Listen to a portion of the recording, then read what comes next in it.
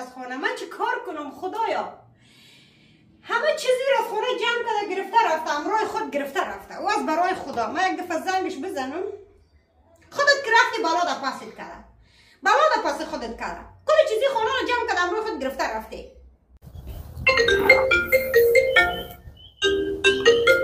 حال چی زنگ زده رایستی دیگه؟ الو میشنم، بگی چی گپ؟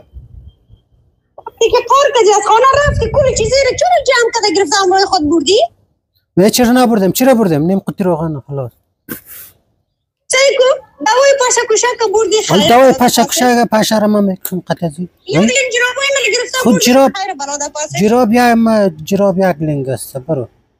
یک لینگ بوتای مرا نو خریده بودم برده گرفته بلاده پاسش. برو بود بکار دم. بوتای موی مرا گرفته برده خیر بلاده پاسش. ما موی خدا تو میکنم قطعی. شانه موی سر ما برده خیر گفتم بلاده پاسش. شانه ما موی ما شانه موی برو. گرین زید آفتاب گرفته برده گفتم خیر بلاده پاسش. زید آفتاب است اینجا. سه ساکت را گرفته برده گفتم خیر بلاده پاسش. سه ساکت بکار. آتان تو چه کارای خدا میکنی؟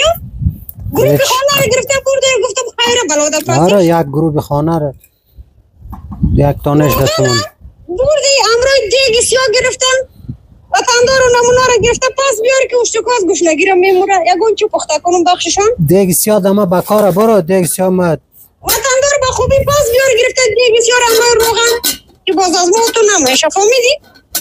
برو دیگه سیاه بکاره برو دیگه سیاه دیگه سیاه را پاس برو دیگه سیاه را پاس بیار وطندار با خوبی خودت بیار گرفته نه دیگه سیاه است نه دیگه سفید برو بخیر